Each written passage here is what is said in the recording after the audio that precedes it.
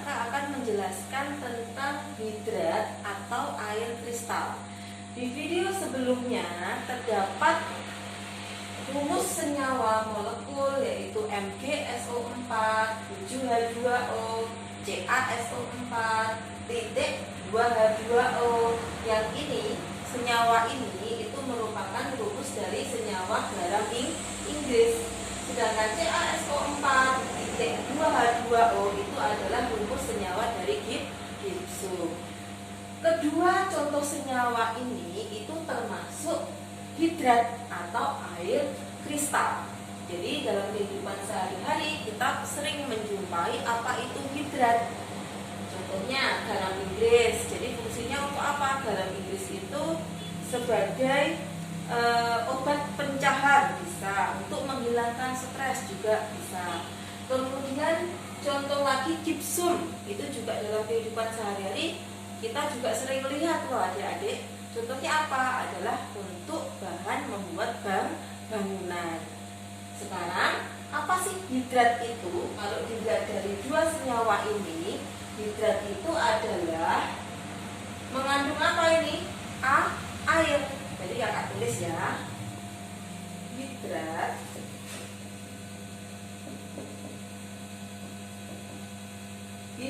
adalah senyawa kristal padat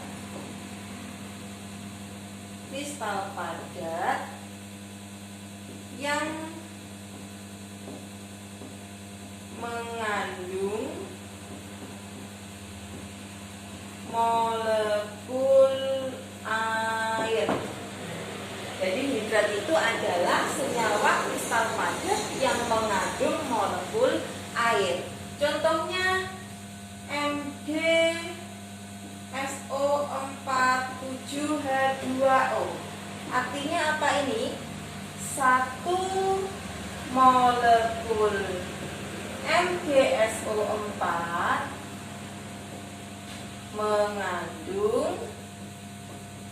mengandung berapa? 7 molekul air.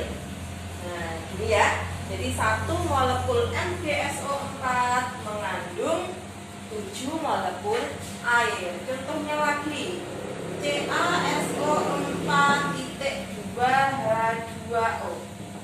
Satu molekul CaSO4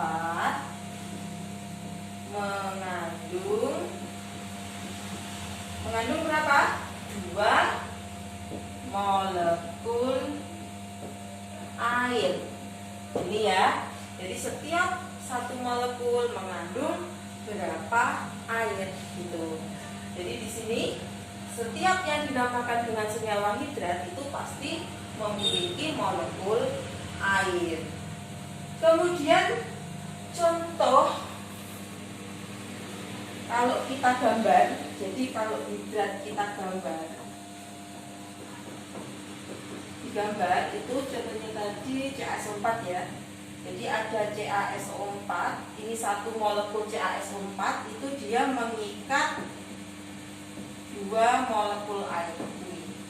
Jadi gambar molekulnya seperti ini, namanya adalah molekul dari hidrat. Gambarnya gini ya. Kalau MgSO4 7H2O berarti satu molekul MgSO4 mengikat airnya ada tuh 7. Ini hidrat CaSO4 titik 2H2O. Kemudian tata nama hidrat. Apa sih tata nama hidrat? Jadi tata nama hidrat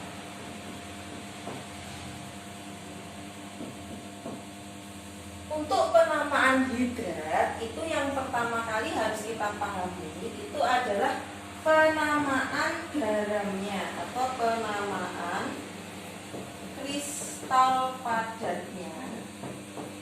Penamaan kristal padat itu harus sesuai tata nama senyawa. Jadi kalau CaSO4 berarti namanya apa? Kalsium sulfat. Jadi sesuai dengan penamaan senyawa yang ada di tabel periodik ya ini ya. Sesuai di tabel periodik.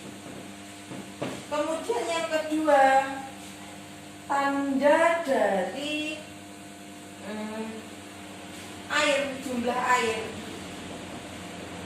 Jumlah air itu harus ditulis. Jadi kalau jumlah airnya 1 itu namanya adalah mono. 2 berarti di. Ya, 4, 5. 3 itu tri. 4 itu tetra. 5 itu penta. Kalau 6 apa? Heksa. Jadi 6 itu heksa. 7 itu hepta. 8 okta.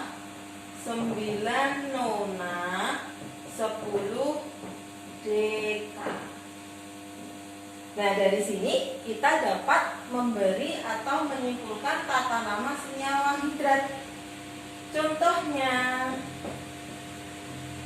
yang pertama, CaSO4.2H2O. Berarti namanya apa?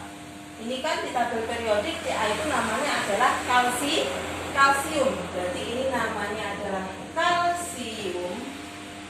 SO4 itu berarti sulfat karena dia 2. Berarti 2 apa di sini? Di. Nah, 2 itu di. H2O dinamakan dengan hidrat. Jadi penamaan H2O itu namanya adalah hidrat sih ya. Jadi H2O itu dinamakan dengan hidrat. Ini penting yang ini. Kemudian contoh lagi, MgSO4. Ini garam Inggris 7H2O. Berarti Mg itu di tabel periodik namanya adalah magnesium.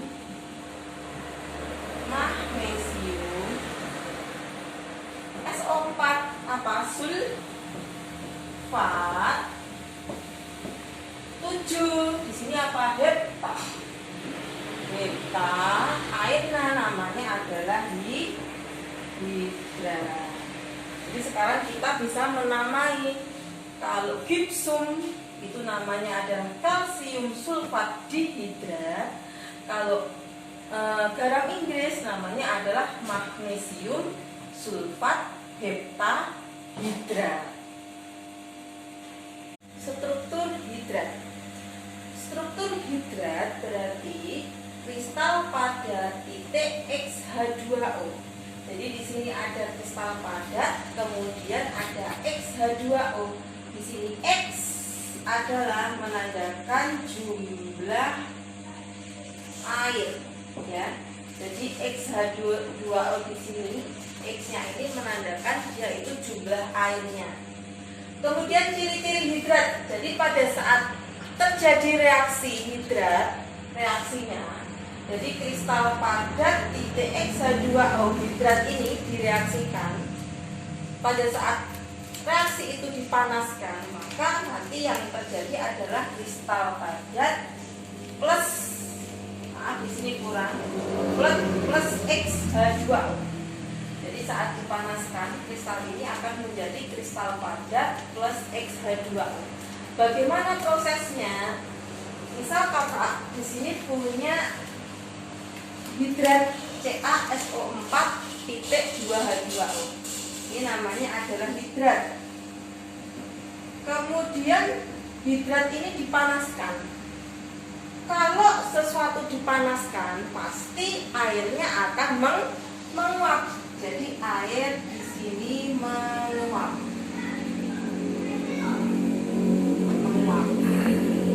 Kemudian setelah air menguap, apa yang terjadi? Maka yang terjadi di dalam ini apa namanya? Di dalam mangkok. Maka tinggal apa setelah dipanaskan? Setelah dipanaskan, maka yang tersisa adalah massa kristal padat saja, sedangkan airnya tadi menguap. Jadi airnya ini menguap. Jadi kalau kita disuruh menentukan massa air di hidrat, massa air, maka massa awal sebelum dipanaskan dikurangi massa setelah dipanaskan. Jadi massa sebelum dipanaskan dikurangi sesudah. Nah, ini kalau kita disuruh mencari massa air, karena airnya itu menguap. Jadi ciri-ciri hidrat di sini apa? Kalau hidrat atau kristal padat yang mengandung air itu dipanaskan, maka massanya akan berkurang. Mengapa massanya berkurang? Karena airnya tadi menguap. Jadi seperti itu ciri-ciri dari kristal padat atau hidrat. Sekarang cara menghitung atau menentukan, ya, menghitung saja ya, menghitung X air atau jumlah air dalam hidrat. Kita sekarang menentukan jumlah air dalam hidrat. Langkah yang pertama kali adalah kita menentukan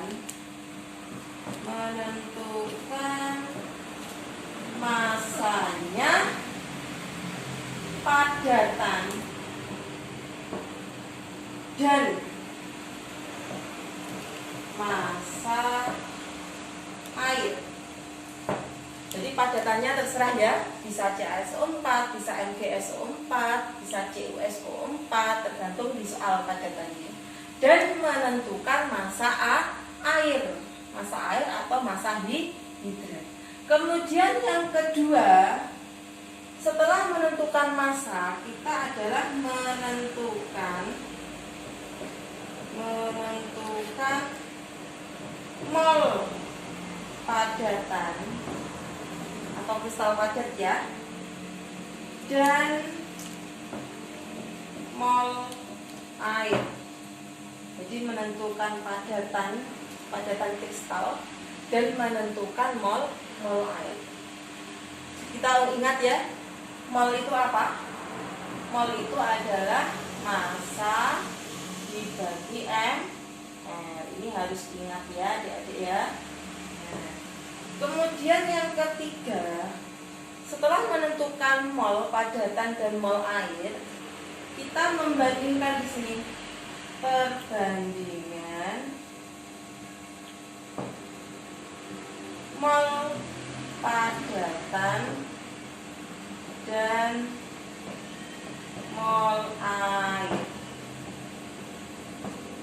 Yang perlu kita ketahui bahwa mol padatan itu harus 1 mol. Jadi ini yang wajib kita ketahui ya, mol padatan itu harus 1 mol.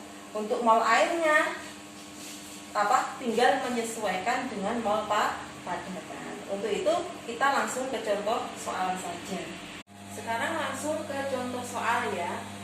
Senyawa tembaga 2 sulfat hidrat atau CuSO4-XH2O. Di sini X-nya belum diketahui ya jumlahnya berapa. Mempunyai massa 4,99 gram. Setelah dipanaskan, massanya menjadi 3,19 gram. Jadi massa sebelum dipanaskan 4,99, massa setelah dipanaskan menjadi 3,19 gram. Tentukan rumus hidratnya. Diketahui massa CuSO4.xH2O, jadi sebelum dipanaskan masih mengandung air, berapa di sini? 4,99 gram. Setelah dipanaskan, airnya berkurang sehingga tinggal padatan CuSO4, yaitu massanya 3,19 gram. MrCuSO4-nya 159,5, MrH2O-nya adalah 18. Langsung ya jawabannya. Yang pertama, berarti kita menentukan apa? Menentukan massa padatannya berupa CuSO4 dan massa H2O. Massa padatan CuSO4-nya kan sudah diketahui ya di soal, yaitu 3,19 gram. 19 gram.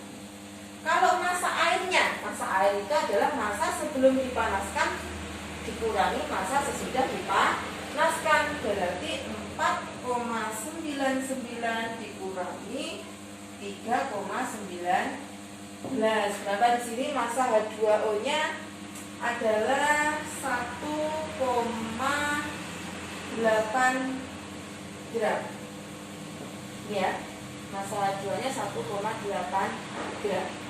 Kemudian setelah menentukan massa padatan dan massa air, yang kedua adalah menentukan mol CuSO4 dan molnya air.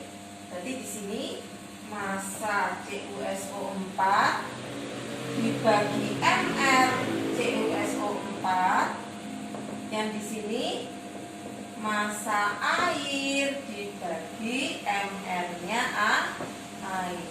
Massanya CuSO4 tadi sudah ketemu ya, 3,19 gram. mR-nya berapa? Ya, 159,5. Massa airnya 1,8, mR airnya ini ya, 18. Berarti perbandingannya berapa di sini? Ini dibagi ini ketemu 0,02.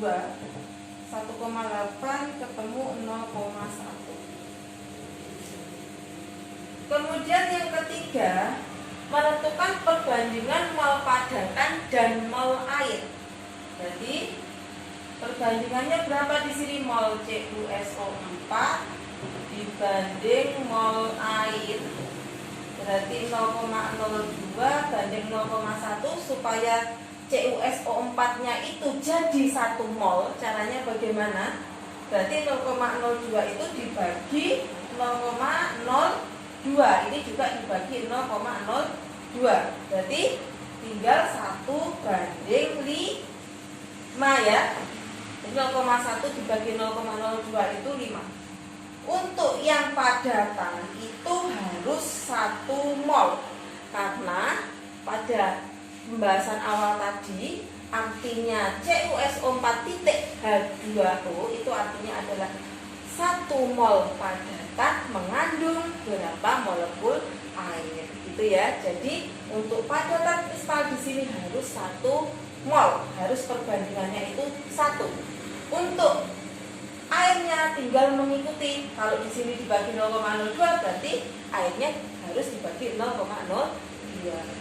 Dari soal ini atau dari jawaban ini, setelah kita menentukan perbandingan mol, maka kita bisa menulis seperti ini: CuSO4.5H2O. Inilah yang dinamakan rumus dari hidrat pada soal ini. Tembaga 2 sulfat, 5 itu apa? Penta ya. 5 itu mono di tri tetra penta ya, betul. Berarti tembaga 2 sulfat pentahidrat. Inilah yang dinamakan dengan rumus dari senyawa hidrat. Kita belajar tentang contoh hidrat. Pada pemanasan 17,2 gram kristal CaSO4.X2O didapatkan 13,6 gram kristal CaSO4 yang massa molekul relatifnya adalah 136. Maka tentukan jumlah air kristalnya jika MR-nya adalah 18. Di sini diketahui massa garam yang mengandung air CaSO4.X2O adalah 17,2 gram. Massa padatan kristalnya adalah 13,6 gram. Massa molekul relatif dari CaSO4 136 dan massa molekul relatif dari H2O adalah 18. Maka tentukan yang ditanya adalah X atau jumlah H2O. Maka kita jawab ya. Massa dari awalnya ada padatan kristal yang mengandung air, yaitu padatan CaSO4 mengandung X-H2O yang massanya adalah 17,2 gram. Kemudian kristal padatan ini dipanaskan sehingga membentuk kristal dengan massa 13,6 gram. Pada saat garam ini dipanaskan, maka airnya akan menguap. Jadi, air yang menguap di sini jumlahnya adalah 17,2 dikurangi 13,6. Jadi, air yang menguap itu adalah massa yang berkurang. Berarti 17,2 dikurangi 13,6, jadinya adalah 3,6 gram. Ini adalah massa air. Setelah kita menentukan massa CaSO4, massa air, maka kita bisa menentukan jumlah mol. Jadi langkah yang kedua adalah menentukan mol. Mol dari CaSO4 dan molnya air. Nah, sekarang mol itu adalah massa dibagi MR. Jadi mol itu adalah massa dibagi MR. Ingat-ingat ya. Kemudian mol CaSO4 berarti massa CaSO4 dibagi MR-nya CaSO4. Molnya H2O berarti massa H2O dibagi MR-nya H2O. Massa CaSO4-nya berapa? 13,6 ya. Ini ya massanya 13,6 dibagi MR-nya 136. Jadi MR-nya dari CaSO4 adalah 136. Kemudian massa airnya berapa? Di sini 3,6. MR-nya air adalah 18.